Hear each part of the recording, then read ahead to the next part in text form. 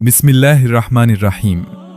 প্রিয় দর্শক, এই বিশাল পৃথিবীতে আমরা প্রতিদিন হাঁটছি, কাজ করছি, স্বপ্ন দেখছি, কিন্তু কখনো কি ভেবেছেন আমরা কোথা থেকে এলাম?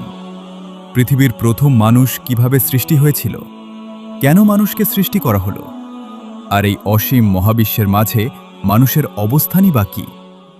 মানবজাতির ইতিহাস শুরু হয়েছিল এমন এক ঘটনার মাধ্যমে যা শুধু ইতিহাস নয়, বরং সৃষ্টি রহস্যের এক বিস্ময়কর অধ্যায়।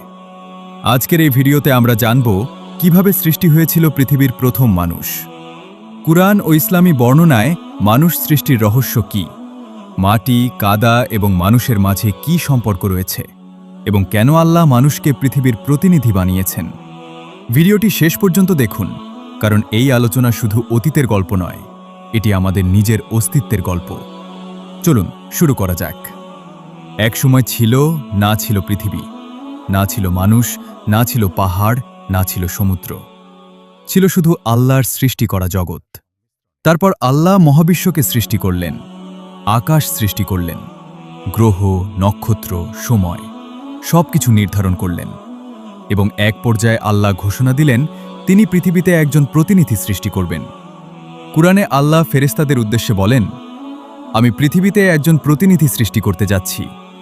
ফেরেশতারা অবাক হয়ে প্রশ্ন করলেন, আপনি কি এমন কাউকে সৃষ্টি করবেন যে পৃথিবীতে অশান্তি সৃষ্টি করবে এবং রক্তপাত করবে? কিন্তু আল্লাহ বললেন, আমি এমন কিছু জানি যা তোমরা জানো না।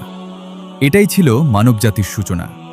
প্রিয় দর্শক, আজ বিজ্ঞানীরা বলেন মহাবিশ্ব এত বিশাল যে মানুষ কল্পনাও করতে পারে না। কোটি কোটি গ্যালাক্সি, অসংখ্য নক্ষত্র, অগণিত গ্রহ। তবুও এই বিশাল সৃষ্টির মাঝে আল্লাহ মানুষকে বিশেষ মর্যাদা দিয়েছেন। কেন? কারণ মানুষ শুধু শরীর নয়, মানুষের আছে জ্ঞান, বিবেক, সিদ্ধান্ত নেওয়ার ক্ষমতা, ভালো ও মন্দের মধ্যে পার্থক্য করার সামর্থ্য। আল্লাহ মানুষকে এমনভাবে সৃষ্টি করেছেন যাতে সে পৃথিবীতে দায়িত্ব পালন করতে পারে। কিন্তু সেই সৃষ্টি শুরু হয়েছিল খুব সাধারণ একটি উপাদান দিয়ে, মাটি। কুরআনের বিভিন্ন আয়াতে মানুষ সৃষ্টির জন্য বিভিন্ন শব্দ এসেছে: মাটি, কাদা, আঠালো মাটি, শুকনো মাটি। অনেক মানুষ প্রশ্ন করে, কেন মানুষকে আগুন বা আলো দিয়ে সৃষ্টি করা হলো না? ইসলামী ব্যাখ্যায় বলা হয়, মাটির মধ্যে বিনয় আছে। মাটি সবার নিচে থাকে, তবুও জীবন ধারণ করে, এবং মানুষকে শেখানো হয়েছে, যেখান থেকে এসেছো অহংকার করো না, কারণ তোমার শুরু মাটি, শেষও মাটি। ইসলামী ঐতিহ্যে প্রচলিত কিছু বর্ণনায় উল্লেখ করা হয়, আল্লাহ পৃথিবী থেকে মাটি সংগ্রহের নির্দেশ দেন। বিভিন্ন বর্ণনায় ফেরেশতাদের ভূমিকা নিয়ে আলোচনা পাওয়া যায়। তবে এ বিষয়ে সব বর্ণনার গ্রহণযোগ্যতা সমান নয়, এটি মনে রাখা গুরুত্বপূর্ণ। জনপ্রিয় ইসলামী বর্ণনা অনুযায়ী পৃথিবীর বিভিন্ন অঞ্চল থেকে বিভিন্ন রঙের মাটি নেওয়া হয়েছিল: সাদা, কালো, লাল, বাদামি। এ কারণেই মানুষের রং, স্বভাব এবং বৈচিত্র্য দেখা যায়। এমন ব্যাখ্যাও অনেক আলেম উল্লেখ করেছেন। ভাবুন, আজ পৃথিবীতে কোটি কোটি মানুষ, কিন্তু প্রত্যেকেই আলাদা। চেহারা আলাদা, স্বভাব আলাদা, ভাষা আলাদা। তবুও সবাই একই উৎস থেকে এসেছে। এরপর সেই মাটিকে বিশেষভাবে প্রস্তুত করা হয় এবং শুরু হয় মানুষের আকৃতি গঠন। ফেরেশতারা দেখছিলেন এক নতুন সৃষ্টি আসতে যাচ্ছে, যে সৃষ্টি পরীক্ষা দেবে, ইবাদত করবে, ভুল করবে, আবার তওবাও করবে। প্রিয় দর্শক, কুরআনে মানুষ সৃষ্টির বিভিন্ন ধাপের কথা এসেছে: মাটি, তারপর কাদা, তারপর আঠালো অবস্থা, এরপর গঠিত রূপ। আজ বিজ্ঞানও বলে মানবদেহে এমন বহু উপাদান আছে যা পৃথিবীর মাটিতেও পাওয়া যায়।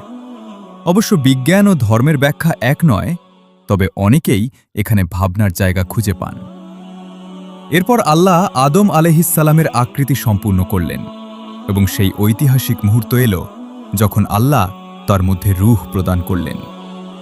হযরত আদম আলাইহিসসালাম জীবিত হলেন, তিনি চোখ খুললেন এবং মানব ইতিহাস শুরু হল। এরপর আল্লাহ আদম আলাইহিসসালামকে জ্ঞান শিক্ষা দিলেন, নাম শিক্ষা দিলেন, যা ফেরেশতারাও জানতেন না, এবং আল্লাহ ফেরেশতাদের আদম আলাইহিসসালামকে সম্মান জানাতে নির্দেশ দিলেন। সবাই সিজদা করলেন। শুধু একজন করল না, ইবলিস। কারণ সে অহংকার করেছিল। সে বলেছিল, আমি আগুন থেকে সৃষ্টি আর সে মাটি থেকে। সেই অহংকারই তার পতনের কারণ হল। প্রিয় দর্শক, এই গল্প শুধু সৃষ্টি ইতিহাস নয়, এটি আমাদের জন্য শিক্ষা। মানুষের মর্যাদা সম্পদে নয়, শক্তিতে নয়, জাতিতে নয়। মনে রাখুন, আমরা মাটি থেকে এসেছি, মাটিতেই ফিরে যাব, আর একদিন আবার উঠব হিসাবের জন্য। আল্লাহ আমাদের সত্য বুঝার এবং সঠিক পথে চলার তৌফিক দান করুন। আমিন।